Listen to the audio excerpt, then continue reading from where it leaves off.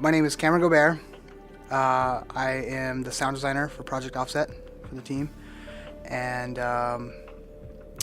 I started out with Offset working with Sam, Travis, and Trevor on another project that they had worked on previously. When they started Offset and they needed audio stuff, I had a small recording studio in San Clemente that I was running. And they asked me to do some sound design for them on that project, on the Offset stuff when they were independent.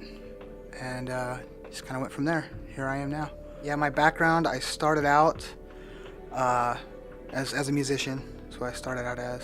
I've been playing guitar for about 19 years now, and kind of started to get into music production and audio production, and started purchasing like audio gear and learning audio and all that stuff, and just basically went from there.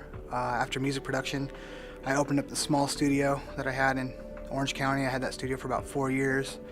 Just kind of went from there. I was doing a lot of sound design out of that studio, a lot of music production, recording bands and stuff like that, and just kind of went from there. Now here I am. This is the direction that I went with it. What it boils down to, everybody has their own kind of, their own kind of personal way of doing it. There's no book that you open up that says, okay, I need a sound for this character. When it's all in your imagination. That's what it boils down to. I go and I see the concept art that Kang and these guys are painting. I see the characters that Anthony's painting, and I kind of, at that point, I almost try to like visualize, okay, if this guy's animated and he's moving around, what kind of sounds would he make? How would he sound? And you kind of visualize that in your head, and you try to really hear it and get a good like lockdown on what you want, how you want it to sound. And then I usually go into my workstation and I usually pull up libraries and stuff like that. You do searches for different things, and it takes time. You just gotta usually the crappier stuff is usually when the people that just find something really quick and put it in there. But when you actually spend time and actually really listen to it, and you really try to paint what you heard in your head, really try to extract that and get that onto the palette, that's where it really starts to make a good enhancement. As far as sound design right now, I'm using a couple of pretty big sound libraries. I also do a little bit of Foley work. I do have some external recorders and stuff like that with some mics that I can take out in the field. A lot of stuff is just layered through sound libraries. I use Nuendo. That's my main workstation. It's an awesome workstation. It has a lot of flexibility. It's a great workstation. It's really good. I use lots of plugins like the Waves plugins, which are the very common audio plugins. They're good. They're solid. The Offset editor did have some internal audio support. It was pretty decent. It had an internal audio, the engine and the way it handled the sounds. Right now, it's very basic.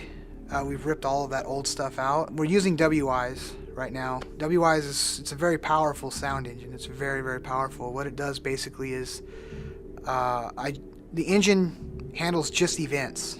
It does not handle any audio processing, anything like that. It just handles basically events and RTPCs, which are called real-time parameter controls, and a couple other small things is the I/O between the engine and the sound engine. Those events, when they're triggered, I specify in the sound engine in Wise as to what is the reaction to those events sound-wise. So if this event happens, this sound comes down, this sound turns on, this sound gets a high-pass filter. It's based upon events and not not trying to plug in sounds and have them do things dynamically within the engine. It's so it makes it a lot. The I/O between the engine and the sound engine is very simple.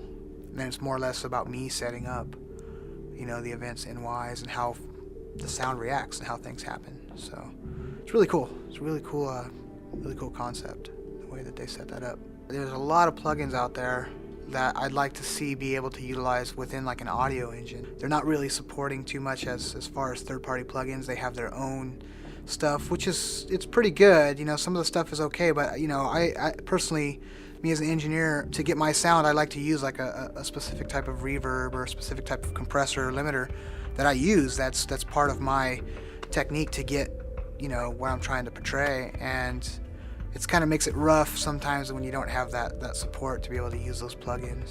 One of the games that I played recently was BioShock, really good. Really good audio. I was really inspired by the audio in that game.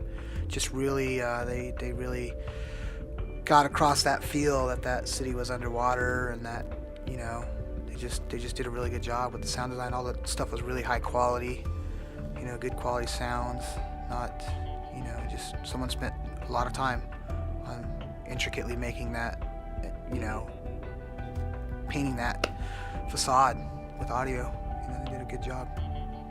That was one of the good ones. I like Gears of War 2 also. That one had, I played that. That's really good. Had a lot of good sounds. That's a little bit different. That was more of like the, you know, the third person, you know, a lot of, you know, monsters, not monsters, but a lot of the aliens and stuff, you know, and a lot of different cool sounds. So this is Cameron Gobert, sound designer for Project Offset.